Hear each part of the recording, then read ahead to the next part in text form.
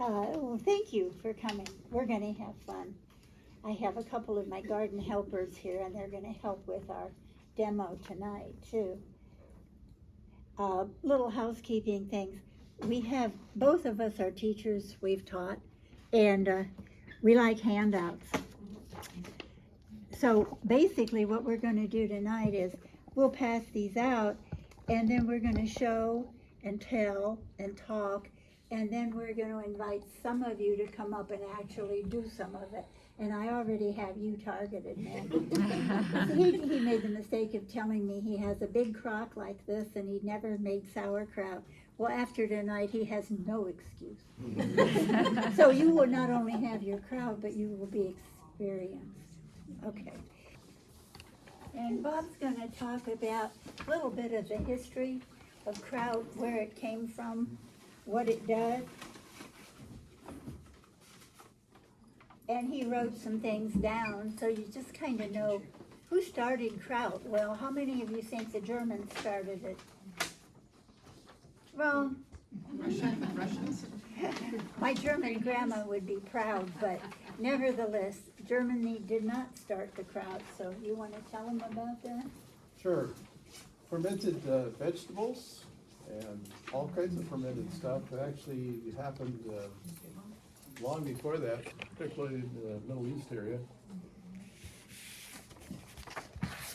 And the Germans, of course, kind of worked it with cabbage.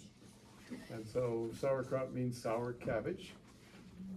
It is something that you can make fairly easily. We're making it today with cabbage.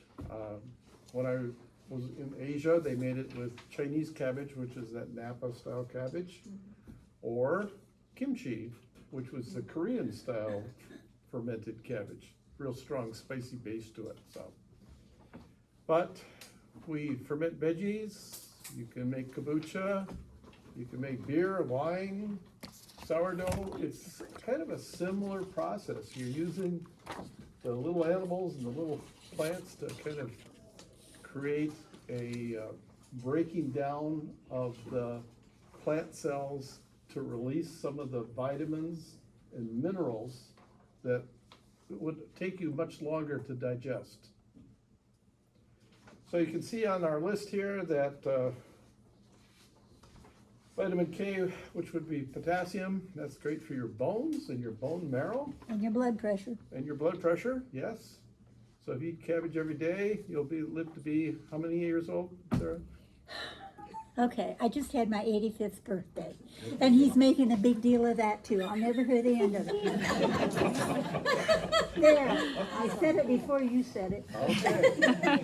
Happy Also- birthday. Thank you. Yes, happy birthday. Also, if you don't can it, if you store it in the refrigerator, and it'll store for months in the refrigerator, it'll be rich in vitamin C, which is good for your immune system. So between the bones, the bone marrow, and the vitamin C, if you want to have it fresh, that would be great. If you want to have it canned, that would be great too. So we typically can ours. We'll usually have some that are that don't can, and we put those in the fridge, and we'll eat them that way. Do you water bath it when you can? Yes. We don't normally water bath anymore. We do kind of a Steam steamer thing. bath, Same thing. which is it's much less water to heat up. So anyway, We'll get you some chairs. They're coming. they're coming. All right, so it's you can see all the vitamins and stuff it has. So again, if you don't cook it, you just store it in the refrigerator, and you can store it for months in the refrigerator. Mm-hmm. You can get that probiotic effect, which would be great. And on the backside, there's actually some flavors you could throw in, I'm going to talk about that. give it a little bit different. And so when we make the sauerkraut, we know it's an acidic kind of a plant, or kind of a mixture. And so we're actually looking for a pH of about 3.5, and it's caused by the lactic acid producing bacteria. So if you wanted to get really scientific with it, you can get yourself a pH meter from Amazon for $25 and just check it. You can also, if you're looking for, if you make your own apple cider vinegar, you can use that to check for 3. All right, Sarah, what do you got? Okay, it's basic. What goes into our kraut are cabbages. Now, I like different kinds of cabbages. I like the Copenhagen. Those are these. We don't have any Copenhagen's tonight. Well, I thought this looked like That's the a Copenhagen. Megatron. Oh, this is the Megatron. They look alike. Copenhagen look like this. So Big, it is. round, yummy cabbage. Probably 10, 11 pounds on that baby. We have the Megatron, the New Jersey This is- Wakefield. Megatron, These pointy things are my favorite. This is an early Jersey Wakefield, or in Germany they call these Fielderkraut with the little pointed heads. And I think they're kind of cute. I had a friend bring me some of these, and then I bought some seed and started growing. All these cabbages that we grow now, I start in the basement in January. I have the grow lights, I start the plants, and I set out cabbage plants. Okay? I get early cabbage. I get it done before the bugs come in bad, and I harvest by the time the creatures that would eat it come, which is one of the reasons that I do the set outs. But this field cress, it has a sweet taste. And so if you're making slaw or just cooking cabbage, this is the one. We also use it in the kraut, but we're not gonna cook him because I want him. I wanna keep this one back. You weren't supposed to bring this one. So no, I just like this raw. You know, they have a distinct flavor and it's almost sweet. So if you like that kind of thing and like to do something different, these. Okay, the other one we have are these, this is the drumhead right here. yeah, the drumhead. Distinctive shape. And then he ordered some seed. It's called a Sapporo Giant number 4. And they get to what? How many pounds? 45 pounds. For one cabbage. So you make a lot of kraut out of one of those babies. I mean, if you're gonna mess with it, do it. And we have some basic machinery or supplies that we use, and I want to tell you why. A lot of us have the Cuisinarts and the things that makes slaw and grinds things up.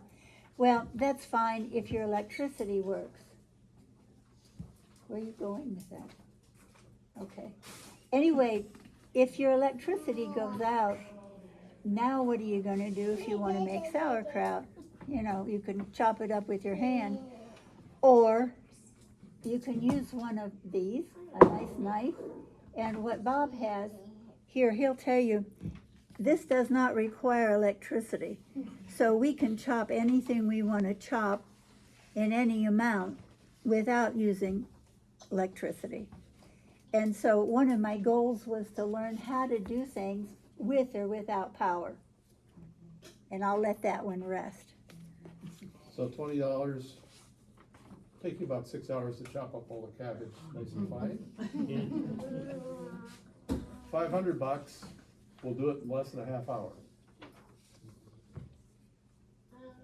It is spendy, it's handmade, it comes from Manhattan, I think, so people up there make it, but, you know, it just speeds everything up quite a bit. Some other things that we could use. We're gonna use a crock pot. We have this Red Wing right here. It's a 12-gallon pot. It says 12 on the side, so it's a 12-gallon crock, excuse me. But for just trying stuff out, maybe if you could get yourself a crock pot container. You know, the thrift sales are coming up in a couple weekends, Or the thrift store or always the has. thrift store. Get yourself a nice crock pot. That's a nice container. Or you can use glass jars, like a half-gallon jar or a quart and a half jar. Those work as well too. We like to get it over with. We have the big crock. We're gonna get her done. I'll get about 40 quarts of sauerkraut in this crock. So we'll fill it all the way almost to the top. And that'll give us 40 quarts. And in the course of a year, we'll eat it, because we eat it, little here, little there, you know, so. Then also for your container, you're gonna need some sort of cover. So this is an old cutting board. I just saber sawed it to the size of my crock here, and then I'll put a rock on it when I get home. When you have all the kraut in the trough, you want to keep it underwater. It'll be juicy. Okay, it'll be juicy and it'll bubble, but you want to make sure it's all covered up. You don't want air getting in any of it. So this covers it. Goes our rock. You could use a brick, anything that'll weight it down in order to keep your kraut covered. Okay, very important. Keep your kraut under the liquid that's released. We'll show you how and why that happens. But you've got to keep it covered, okay? What's this? Thank you. It's a 2x4. It's a new one. Which we were gonna do this, and he said, I'm gonna get you a new super force. And I'm gonna show you what I do with this. We have a division of labor, and we'll show you how we do it. And then we're going to recruit some people to do it. A lot of times, if you hear something, if you see it done, and then you do it, you've got it. So you don't go home wondering what they said. How did I do this? This is really simple, and it's fun, and if you get involved, it's even more fun. Okay, I'll take this and my salt. All right, what about the salt? Okay, you can use, this is Morton's kosher salt. You can use canning salt. You can use Himalayan salt. Just don't use iodized salt. Okay, some of you know why. I don't need to go into that. Here, open that, please. Okay. And if you've made kraut previously, you can take some of the juice off it and throw it in the new batch, and they'll speed it up by a couple days of fermenting. It's like it acts like a starter. Y'all get started, okay? Okay, I'm going. You're gonna have to. Whoa.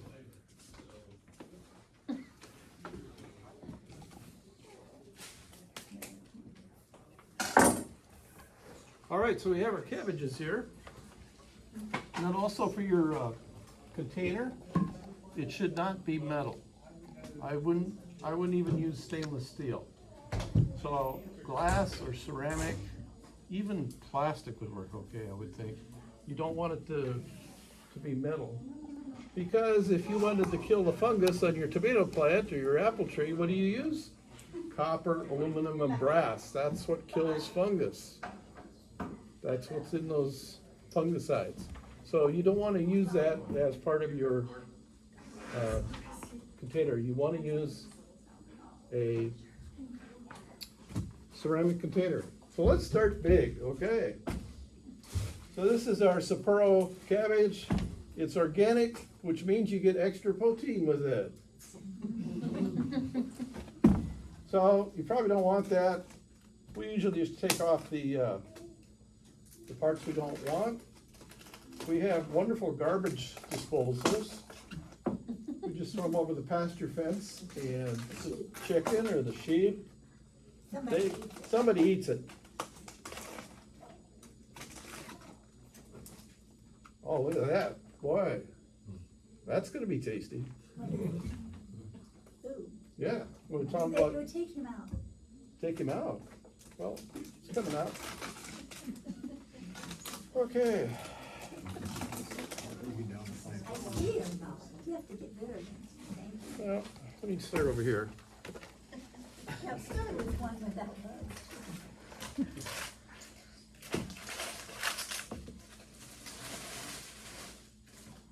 Okay. So I remove the outer leaves if they're limp or that you don't want them.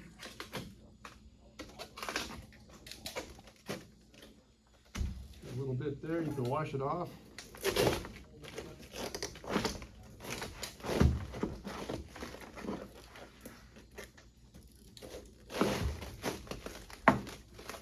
part in the center, the stem, you don't want that either. That's not going to shred very easy.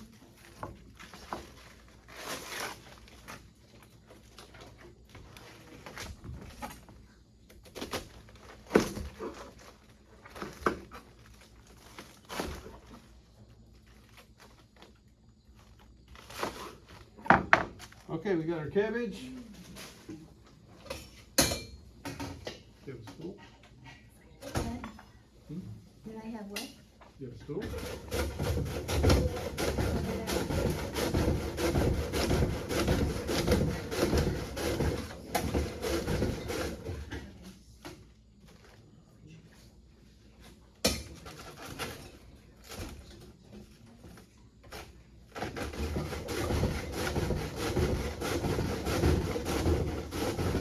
Did we say this was messy?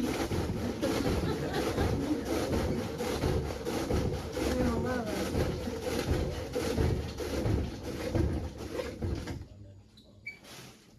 I hope there's a broom somewhere.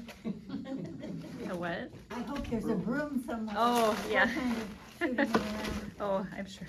I learned a We'll long take care of time that. ago, you clean up when you're done, not as you go. Yeah. With this kind of, we have it all over when we do it.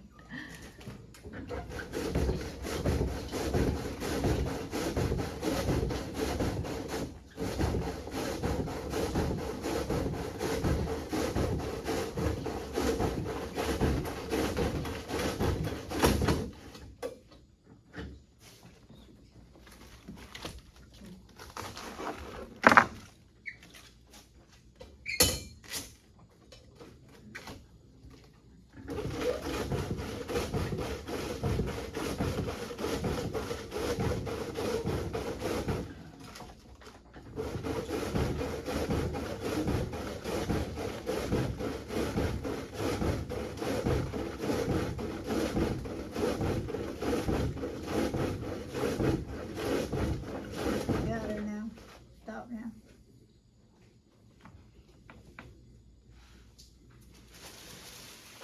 Okay, everybody see what I've got? How much would that just make? Hmm? How much sauerkraut would that make? A lot?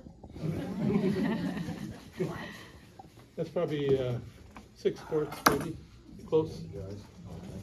Hold this So it case. holds its size. Okay, I'll start, and I'm gonna try to fill my crock about 2 inches deep. And there's a reason for that. If you're using a crock pot, just yay, okay, depending on the size of your container.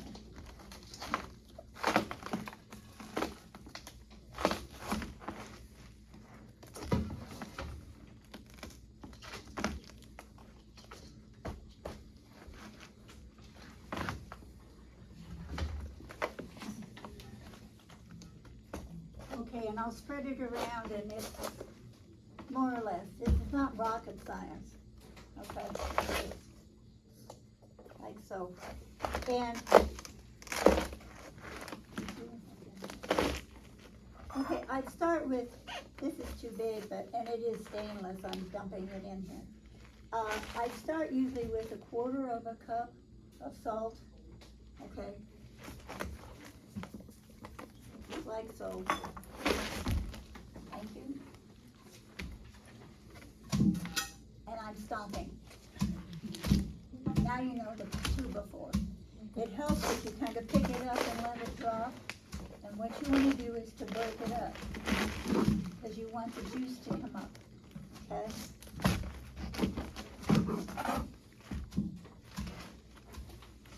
And go all over it.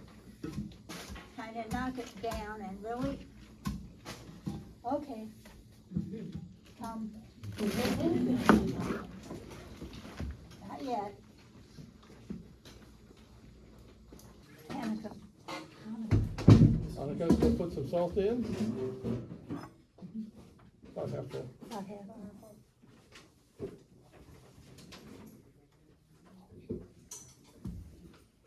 So the salt is going to discourage mold from growing and some of the bacteria that breaks down the structure of the cabbage really fast. It makes it slimy. So we want to discourage that. So the salt helps to encourage the bacteria that produces lactic acid, which gives it a nice flavor. And then also, it's a preserver. It allows it to stay canned for maybe 5 years if you wanted to, or stay in your refrigerator for months. So by weight, it's actually 2%. So if you have 100 pounds of cabbage, you'd want 2 pounds of salt. I don't think that's on the sheet, but 2% is how it is. We don't have a fancy machine like that. How would you like dice it? And, but like, how do you get it to the right thickness and consistency? Or Yeah, somewhere between like 1/8 and 1/4 inch. Or you could use like a mandolin. And grate it, yeah. You can't use a Cuisinart except you'll be doing this all the time. Yeah, the Cuisinart, we have one, but, well, number one, you need electricity, and number two, it's too little, really. It gets too soupy. This is about the right size. It doesn't get mushy. Kind of consider it, so. So if you're grating it or chopping it by hand, how, you want them not that long, or does Doesn't that really matter? make any difference. The length of it?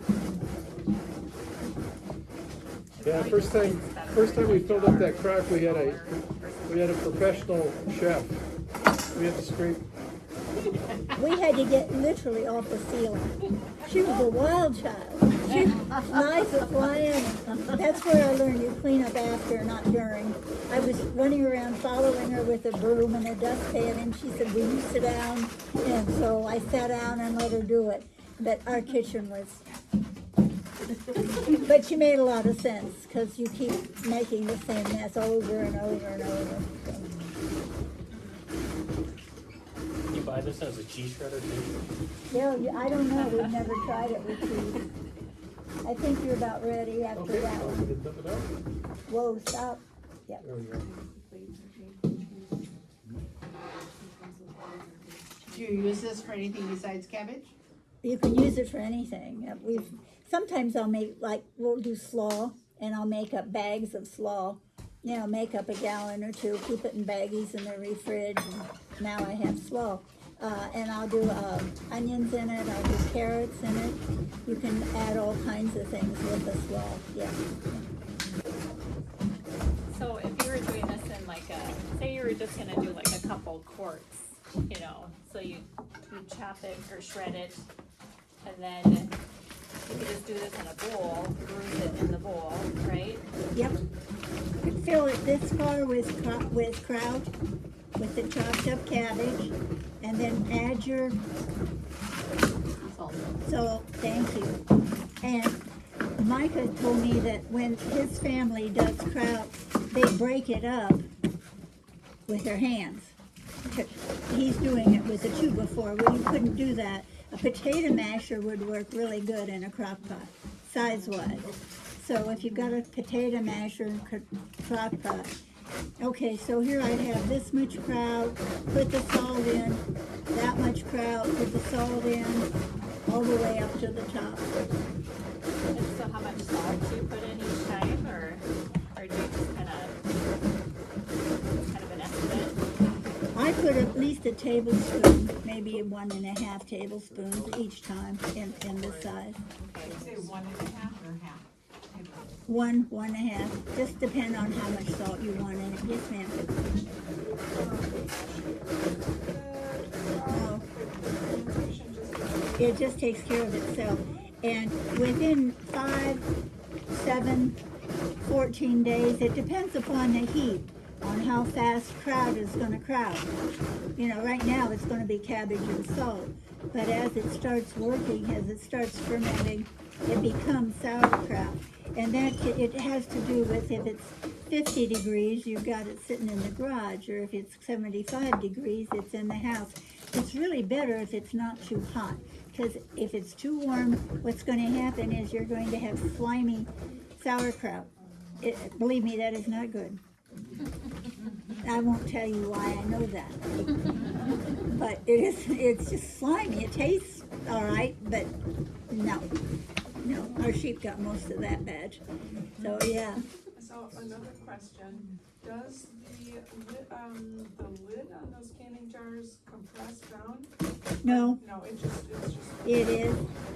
And on that same thing, you can add things when you do it in this kind of a batch or in a crock pot.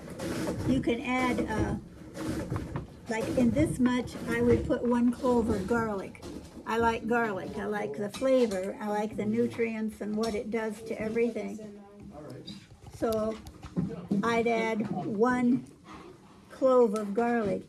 You could add a couple of heads of dill, fresh dill, and mix that up. You could add caraway seeds, maybe a couple of teaspoons of caraway in this much. Juniper berries, that's another one I'm gonna use this year. But I'll do it in a quart size before I can it. We'll break it down, put it in quarts, and then can it. But I'll add my different things to each one. I wouldn't want to start out adding it to everything, because I may not like it.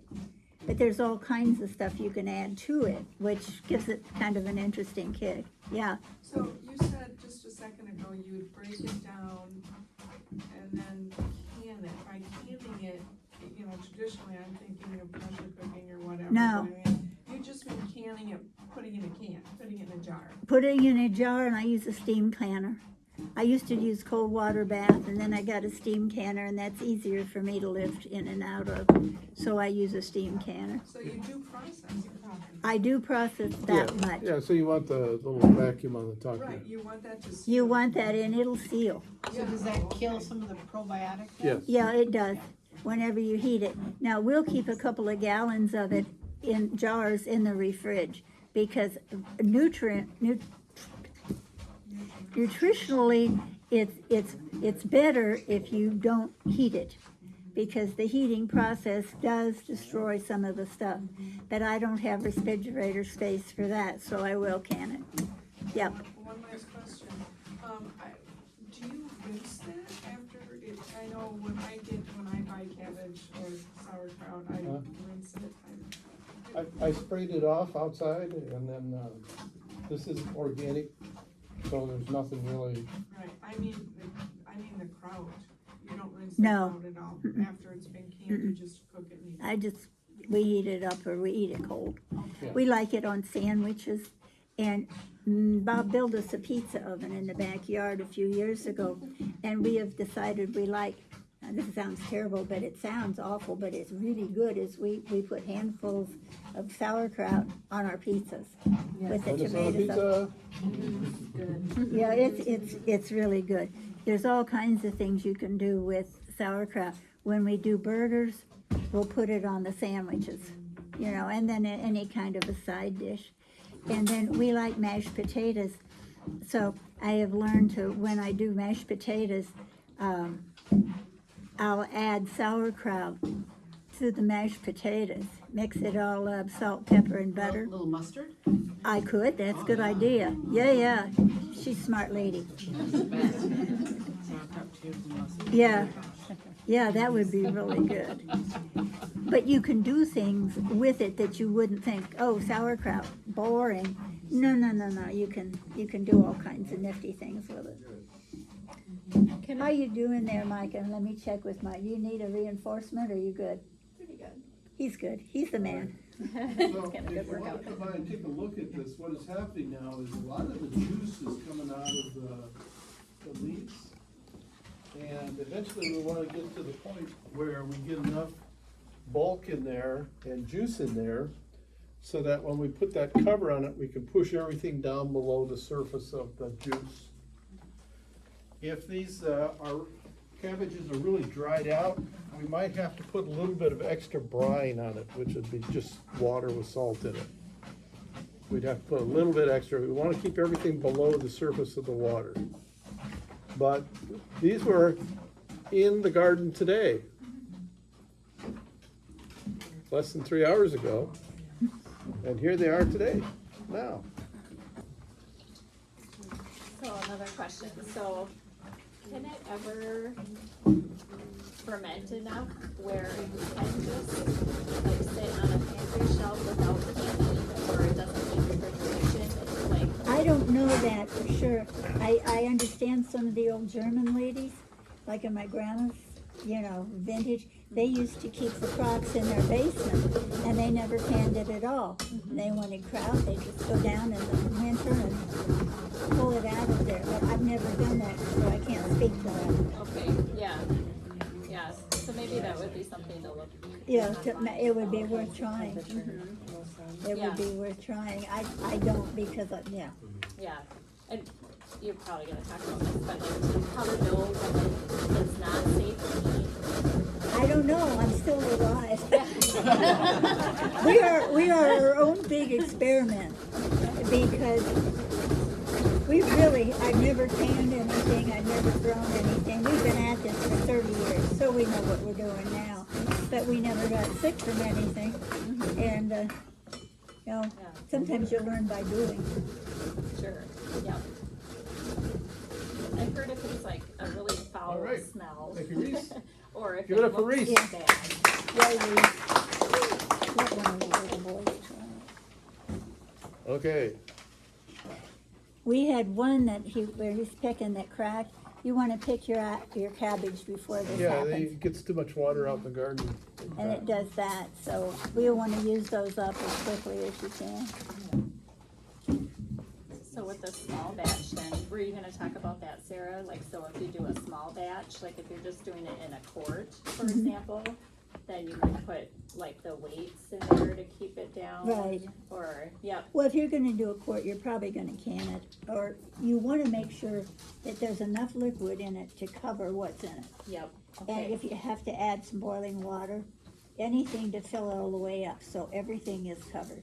And if there isn't enough juice in boil some water and pour in this much. do you That'll need to work. let that cool down? Yeah. Yeah, okay, yep, so, Yeah, So you could use like a wooden spoon to tap, Yeah, like in a jar sure. like that? yeah. and then there are like different lids, or you can just put like, what, a towel and then screw the ring on, like a thin towel I guess on so. the top and then screw the ring on to I've let been it using breathe. coffee filters, Or coffee filters were perfect. That's a good idea, Okay. yeah. Yeah, I can't speak to what I haven't done, Sure, so I learn as much as I can teach. sure, You yeah. know, there's some good ideas, like I like this mustard thing with the cabbage. So, yeah, so I'll try that, thank you. Yes, sir. I have a question about that processing thing. You said that you steam it? You It's a wanna s- get just enough heat to heat it up so that the lid will go down, is that the idea? Yeah. Okay. I can't explain, it's a big round thing, Yeah, and you have a rack, and you put your jars just in. like a hot bath would be. Yeah, Well, a except hot how bath is that- about this big. Yeah, but The this steamer's is, about this tall, and the jars sit on top and steam up into it. Right, so you just fill it a little bit. Yeah. and get- and I can't, it's hard for me to lift the whole thing up Sure. with all the cords. I'm a very old lady, come on. But it's really hard, and so a friend of mine said, hey, Sarah, you need to get a steamer because you only have that much water. Anyway, it works, Yeah, totally makes sense. yeah. Yeah, so this is a 1-year-old cabbage sauerkraut. So you can see it's not brown color, it's kind of a golden green color. And it's pretty crispy. So we like crispy sauerkraut. If you let it ferment too long, it will become slimy. I already warned him. Yes, well, I'm warning them again because the scourge of slimy sauerkraut is really bad. I mean, how you can put that in your mouth? Keep it in there. I mean, it does have a funny taste. Sauerkraut, acquired taste, I would say. But ideally, even 3-4 years from now, this will still be kind of crispy. Yeah. So, let's talk about how to tell when it's done. Taste it. Okay. All right.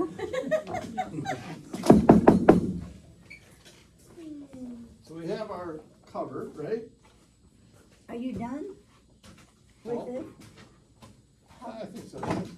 So we got quite a bit of juice in here, and so when we get this home, we'll probably put some more stuff in it. Don't you like these spoons? They sell at Menards. $3. And 11% off. Yeah, 11% off. So you just put that in there.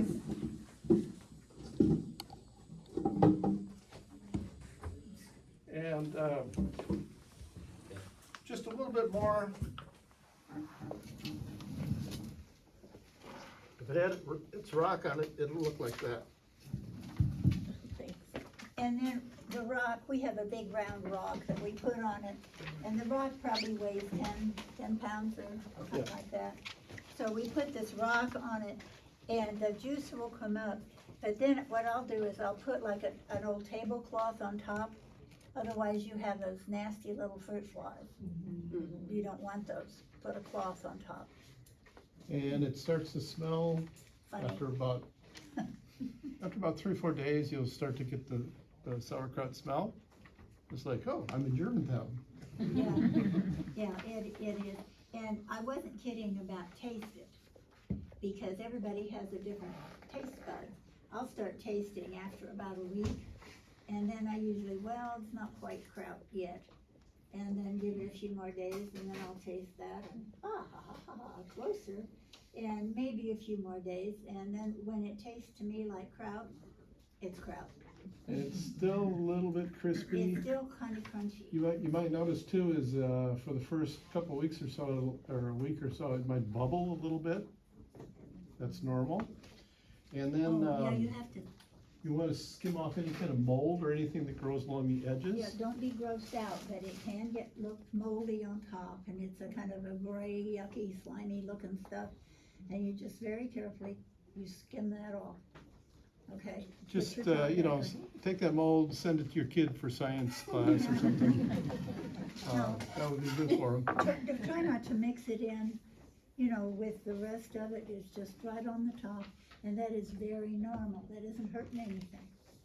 But get Yeah. it off of there, cause it looks gross. So if you're stirring your crock maybe 80 degrees, it's gonna happen It's too pretty hot. darn quick, It's like too hot. 6, 7, 8 days. Yeah. It's really a little bit too hot. Yeah, that's too So if you kept it like in the basement where it was 45 degrees, it will take forever to kraut up. It'll take, maybe a month. So, we normally keep it on the floor in the kitchen. It's a friend, we don't set a table place for it, but it's right there. And, we just say, hello, sauerkraut. But, usually it takes about 10 to 14 days for us, just depends on the average temperature. And then, of course, when it's done, We can't. we can it. And the ones that don't can, go in the refrigerator. And we can, some recipes you can try here on the back. Let's talk about that. This year I'm gonna do juniper berries. We have a juniper tree.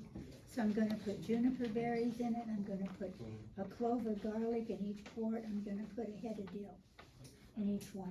I haven't tried the other ones yet, but, caraway seeds. Caraway seed is great. That's his favorite, so we'll do a bunch of caraway. So, and it would be a couple of teaspoons, maybe even a teaspoon in each quart. Will you dice up the garlic or leave it whole? I'll leave it whole.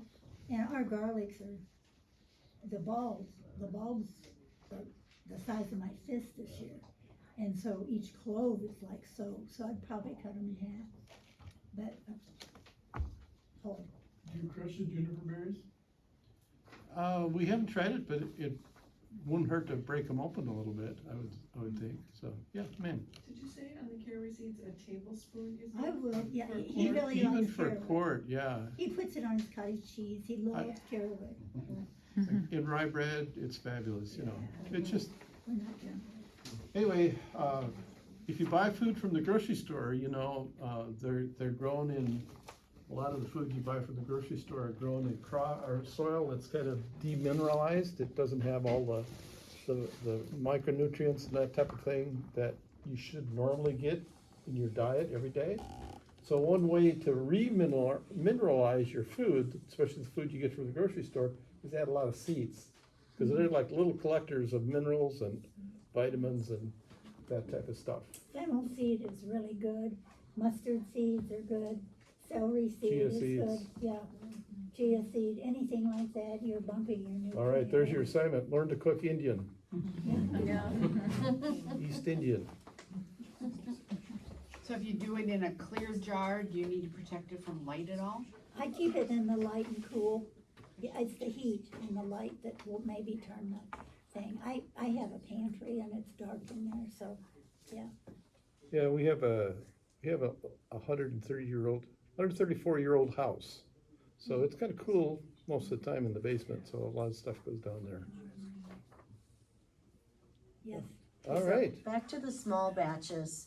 yeah, So when you said like a tablespoon and a half, was that was that total for the jar or was that every 2 inches? no, just That's total for for the the whole jar. jar. Total for the Yeah. jar. Yeah, so if you put it like, let's say you want to do an experiment, so you want to try like a pint of this, a pint of that, a pint of that, maybe just put 1 teaspoon of Salt. caraway in one, put 10 juniper berries in the next one, 1 garlic in the next one. And then for a little bit bigger than that, you talked about using an old crock pot.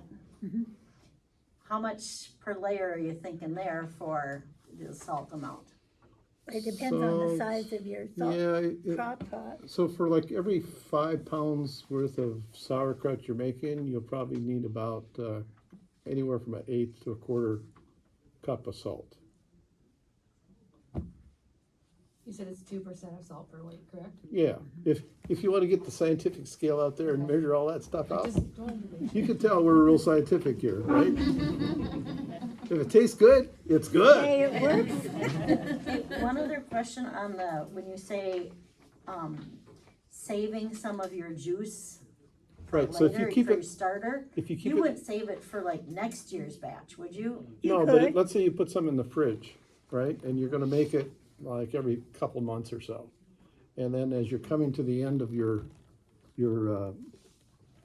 stores in the fridge, you take some of that juice and put it in your new batch. Kind of like sourdough, you take some of the old, you mix it in with the new. Kind of feed Unless it. you like to drink the juice like me. Oh, well, that's good. Yeah. So do you do it straight or? Oh, Ooh. All right, that's interesting. I bet you there's a lot of vitamins and minerals in that juice. All right, you have any testimonies, anything that's cured or I healed? have my grandmother's old kraut cutter, so that, oh, there you go. when they show it to people, they don't know what it is. Yeah, we had a friend that he had diverticulitis so bad that he was basically passed out on the floor in pain. And they took him down to Baconia Hospital and cut big chunks out of his gut. And you know what fixed him? Sauerkraut. We prayed for him, that helped. That helped a But lot. this was the ongoing treatment right here. The doctor prescribed this. Dr. Jesus said, eat the sauerkraut. Oh, really, it was marvelous. He was a truck driver, cross-country trucker, and he ate garbage food, truck stop food, and he didn't take enough potty breaks, etc., and it ruined his intestine, just absolutely ruined it. I think I don't know, 20 or 30 feet of intestine taken out, a real mess. He didn't have that much. Yes, they do. Not anymore. So you would never like buy a cabbage from a store because of this, you don't have no idea if it's been shipped here, how No. long it is, so No. pretty much just The fresh key in the is to, season. we use only heirloom seed. We don't use hybrid seed, that's a cross seed. That you have a mutation of the way it was originally designed. So we use only heirloom seed. We grow everything organically. I had a question about the extra protein you had in the Oh, yeah, So I'm assuming that's coming from a pest. yes. So there's like little worms, cabbage Is it the worms, white slugs. The white cabbage moth, yeah. Do you have any tips on deterring them? Yes, there used to be a product you could get from Gardens of Life called Bullseye, but they don't make that anymore. So another product that we like to use is Monterey insect spray, And so a friend of ours is using it on apples, and they got great looking apples this year. It sprayed their apple trees about 3 or 4 times. There's no like other plants, like we talked about the the flowers bringing in the bees, and sometimes you can have They're plants companion that, plants you can plant alongside your cabbages that grow well together. Yeah.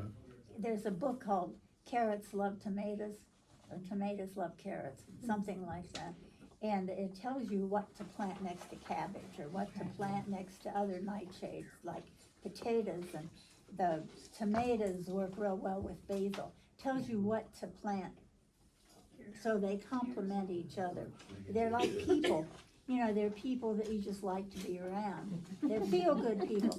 And then there are other people that you spend some time with and you will. Well, there are.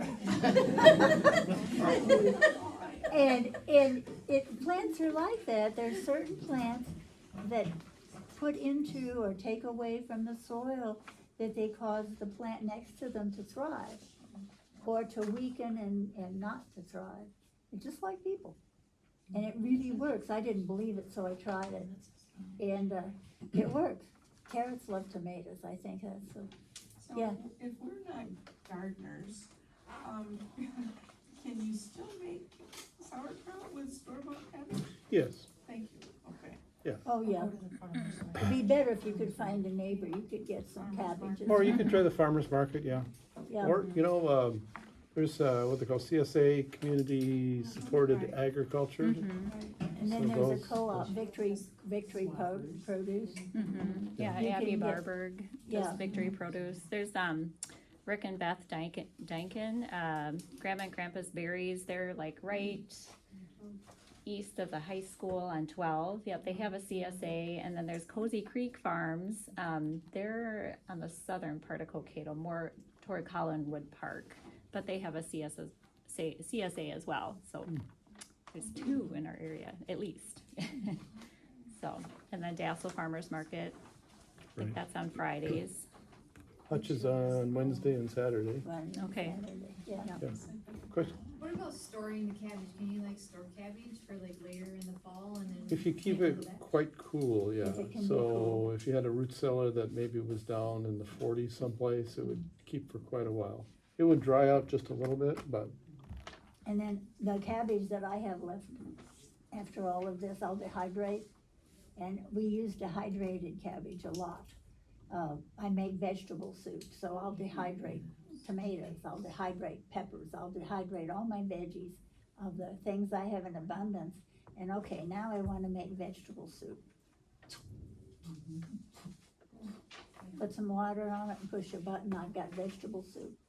and you like zucchini chips, right? Oh yeah, I make zucchini chips off the dehydrator, you know, eggplant chips, all kinds of goodies. So slice your zucchini really thin, garlic salt, Garlic salt, no, not salt, garlic powder, onion powder, a little bit of the Himalayan sea salt and Parmesan cheese. Roll that baby. And they're like cheesy potato chips. I like potato chips, but they're bad for me, so I don't buy them. But they make these things and they're really good, and I eat them by the handful and not feel guilty. So if your cabbage does split and is on the drier side and you need to add water to it, is there a concern or a preference between well water or out of your tap? We have well water. we have well water. I would say, you know, the chlorination coming from the city That's water, what I was wondering.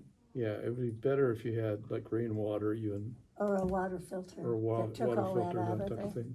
Could you use like distilled water? Oh, that would be great, yeah. Yeah, distilled water. And mix some salt in it. Yes, ma'am? Your sauerkraut variations, how do you do it with the beets? Like you add it? You know, we're gonna try that experiment. We'll tell you next year. But, you know, for German cooking, beets are like, Oh, yeah, primal, really, right? really And then nice. The red borscht, cabbage, how do you say that, borscht? No. borscht. Borscht, yeah, I'm gonna make another bunch of that, I have a recipe, and we'll use the beets and the cabbage together, a whole bunch of goodies. And I'll make Yeah. that by gallon and freeze it, and then I'll have a quart here and a quart here when it's all done. And right now, we have the fresh veggies and we have the fresh herbs. So I'm making like, on my tomatoes, I don't can tomatoes, but I make tomato sauce and freeze it. and I have the fresh basil, the fresh oregano, the fresh sage, the fresh rosemary, that I can go ahead and make the sauces that'll make his pizzas good, or my spaghetti sauce, or chili, and I've got it all made, so when I wanna eat, I just grab one of those, and there's dinner, so it's always ready. And now it's labor intensive. You know, you can get it picked if you've got good helpers, and I do, but it's hard to process everything all at once, and we're growing most of what we eat, so it's busy time. Would you be willing to share your spaghetti sauce and your pizza sauce freezer recipes with Teresa? If I wrote them down. Teresa, No, I don't share. write them down. Okay. I have to A little really bit of this, think a little bit of that. when I'm doing it, because they all have onion, they all have garlic, they'll all have basil, rosemary, and thyme, okay? Sometimes I'll put honey in it if I want a sweeter one. If I want the burger in with the tomato sauce, which is great on the pizzas, I'll add that ahead. They're always different. And sometimes you add squash to your Yeah, sauce, yeah. right? I do, yes. Like zucchini or? Zucchini or the red squash, and I use a lot of squash. We'll make curry out of the butternut squash, and we use the butternut squash instead of pumpkin. We like it better, like we use a regular pumpkin pie recipe, except I use butternut squash in place of pumpkin. And we like the flavor better, and we've got tons and tons and tons of butternut squash. We like the curries out of that. It's really simple. And we use what we have a lot of, and it's keeping up with it, so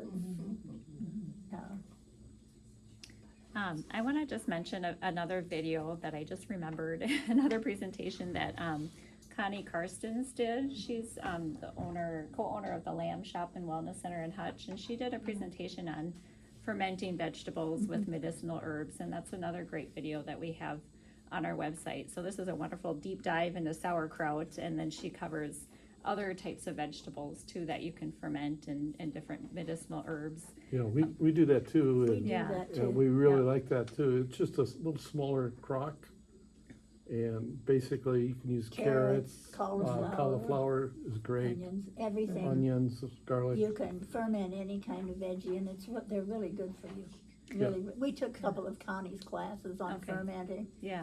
We had the sauerkraut done, but we wanted to learn how to do the rest. Mm-hmm. She offers classes it's called the Lamb Shop, and she'll have classes where you actually show and tell, and you're gonna go do things. So really very knowledgeable lady. And I know with those other vegetables, she talked about using a starter culture. Can you just use juice from like fermented Yes. cabbage, from Yes. sauerkraut Yes. as a starter culture And to you don't ferment really other need vegetables? to, cause it'll Yeah. culture itself eventually. It just gets Okay. it going quicker if you use the juice. Yeah, okay. We just usually let it alone. I don't use it, I don't make a big deal, cause I know it'll come. Mm-hmm, yeah, because I know the cabbage has the bacteria Yeah. in it, yeah. And then, I don't know, did the other vegetables have that too? Yeah, or- they're pretty good. I would say don't wash your container, your crock, your vegetable crock or your sauerkraut crock. Don't wash it with soap, or don't put it through the dishwasher so it gets really hot, because that'll kill all those little critters on there. So when we're done with this, we'll just rinse it off, make sure it's wiped clean, and sit it. And next year, this time, it's ready to go. Could you use like lemon as like a natural acid? 'Cause usually like I feel like my cutting board, I use like salt and lemon No. to disinfect. I don't know. Okay. I can't speak to what I haven't done. Okay. I think, so you're saying you wanna keep the good bacteria in there, so don't rinse it, or don't disinfect it, right? Yeah, Is that- don't put antibacterial style soap, or don't subject it to high heat. I learned a long time ago, you can read something and think you know it, or you can see a video and think you know it. Well, for me, I have to do it to have it. And I'll listen to people who are doing something and doing it well. I won't listen to somebody that has a theory or you read about it. It's like, my question is, okay, what are you doing and how's it working for you? Cause I had an old farmer that kind of mentored me years ago, and he was an encyclopedia and got me started on, I wanna show and tell and do. And then I taught nutrition classes in Dallas, and that was my background. But I always wanted to be in a place where I could grow what I'm talking about, and I never thought it would be in Minnesota. But here we are, and 30-some years later, we love it, and we're growing. That was the goal, is to grow. I used to go to the Dallas Farmers Market, downtown Dallas, Texas, and I'd walk up and down the aisles, and I'd tell my kids, someday I'm gonna grow this, someday I'm gonna do this. I told the kids, you watch and see, and they'd laugh, Mom, you can't do that, you're a city girl, you're the... I said, well, I learned also a long time ago, if somebody tells you you can't do something, do it anyway and take a picture of it. So, and my kids are absolutely amazed that we are living this lifestyle, that it works. It's labor intensive, but it does work, and we don't eat just to stay full of food, we eat for health. Yes, ma'am. Do you steam can anything else? Let's Grape see. juice, grape juice, the pickles would do, I make cowboy candy, which is, Fermented pickles or? no, I make like cowboy candy, which is jalapenos and some garlic and stuff and some sugar, and it's hot, but not hot, Yeah, I've done that. okay. Okay. Yeah, we steam can all that, jam, Jam. I So you just, can use a steam canner to can just about you can Yeah. use it for many other products anything. if you're considering a Yeah. steam can. Our blackberry bushes are on overload this year, so I made a bunch of blackberry jam and I'll steam. Sounds really nice. So yeah, it is, it is. It is. I just want to say one more thing about the kraut, and I think you kind of said this, like, you know, when it's good, it's good. And there is some personal preference there too, Sure. you know, so if you like it more sour, you can let it go longer, or if you like it less sour, then you just don't go as long, right? You can just taste it and see That's at the what only way point to you do like it, is it. taste it Yeah. yourself. Yeah, yeah. So it might be 3 days or 5 days for one person, and it might be 14 for another. So it kind of depends on your personal preference and your temperature and everything. So too, it doesn't go bad on you. It needs to be at least a 4.6 pH, 4.6, which is kind of a real mild flavor. Okay, unless you I just throw mine in the refrigerator, so I Yeah. don't check that. But but then I probably have to eat it within a certain amount of Yeah. time. So normally you're looking for a 3.5, and for us, you know, I guess it's 3.5. We have a pH meter, we can go out and sample it, you know. They're like $25 on Amazon, you can get one. You can test all your vinegar and your Kabuchi. all that stuff with it, so. All right, well, thank you very much. Thank you. Sarah.